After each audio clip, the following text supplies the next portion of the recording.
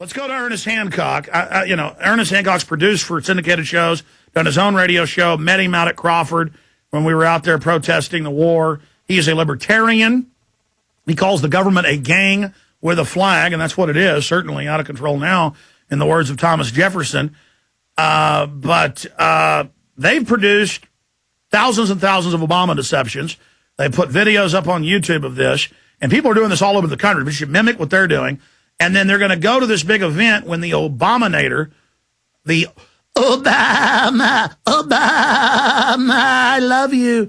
When all these people show up at the sports stadium to learn and worship their betrayer, they're going to be there deprogramming at least 10,000 of them.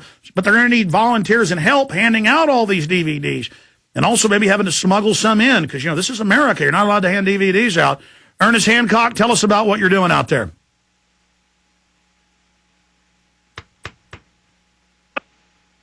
Okay, we may have lost him. That happens a lot because I'll start ranting and raving, and then they'll get a phone call, and they'll get on the phone call and not be at the phone.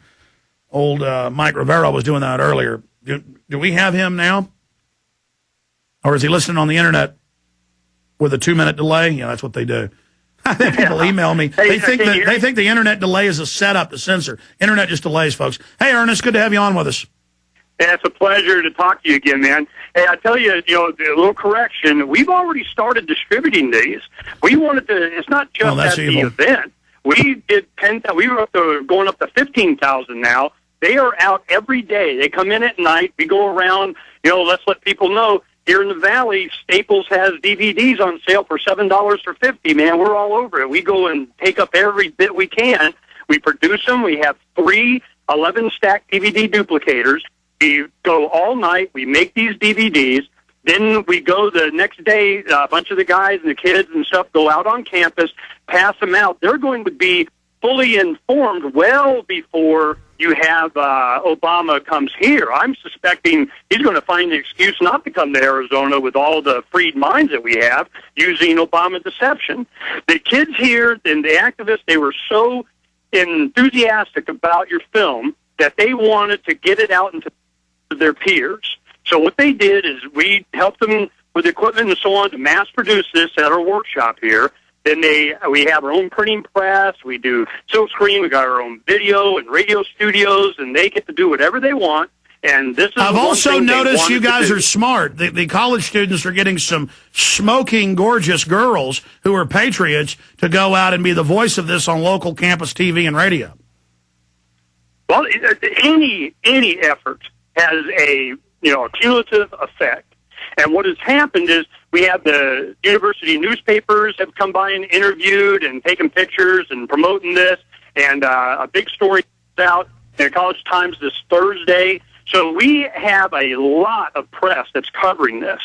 So what's happened is before he even gets here, the 90% of the impact that we're going to have will already be there. We also have our own FM transmitters for little micro pirate radio stations that we do on universities. We're doing in the past years during the revolution all around the country. So we set up one of those. We have big banners that Obama deception listen at and put the frequency up there. By the way, you know how we learned about pirate, Ernest, you know how we learned about pirate FM in the country? I'm sure you know. A lot of the Eastern Bloc used those to bring down the Soviets. Even little quarter waters in their neighborhoods use that to smash the enemy in fax machines. We've got greater tools than they had. We need to follow in the example of these great patriots. So tell folks the frequency of that. Tell them what university it is. And then I want to ask for your help. I've made the Obama deception. It was a bigger success than I thought it would be. Careful what you ask for. We are having hack attacks from the government, hardcore death threats, YouTube channels shut down. I am definitely on their radar. And so I need everybody's support if they try to set me up or plant drugs on me or God knows what they'll do. But I am definitely, the little probe that everybody shot out to the very front reaches. I'm at the very vanguard going into enemy territory. So I need all the fleet cruisers behind me coming into enemy territory to be sure and back me up, or if I get blown to bits, don't let that intimidate you. Just launch forward against the enemy. Our thing has been a little bit different. I mean, if you're going to be on the list, it's safer to be at the top of the list. And you're way up there towards the top. I know. It's so quite a feeling. Safer. Yeah, my John Hancock is up there. But, so, I mean, how should I counter that, Ernest? I always enjoy your perspective, because it really is, I don't even try to talk about it on air. I just want folks to know what's going on. It's become three-ring circus level. The system is, the Eye of Sauron is definitely looking at me now. Oh, no.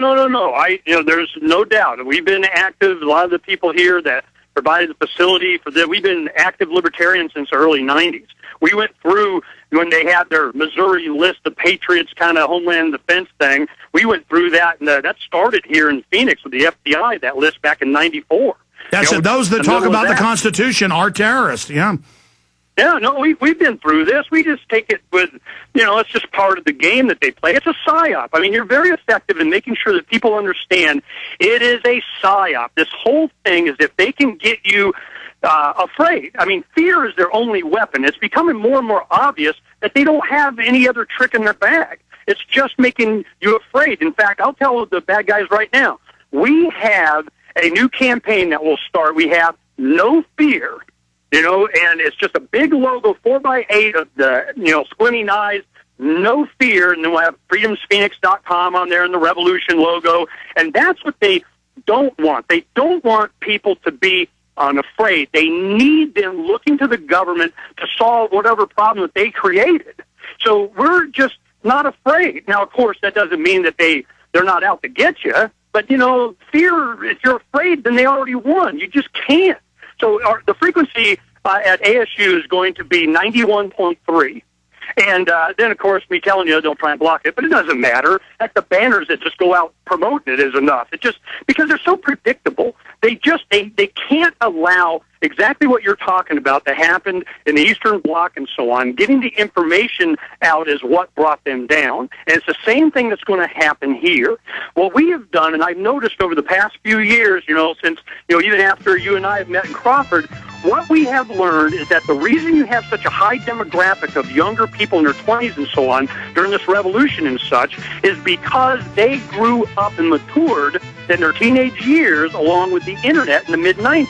It's all these guys born after 1980, and they have, for the first time in human history, have the ability to just hit the truth button. Millennials. That's why the media tells them millennials and Generation X are scum. No, we're not scum. Thank you for listening to GCN. Visit GCNlive.com today.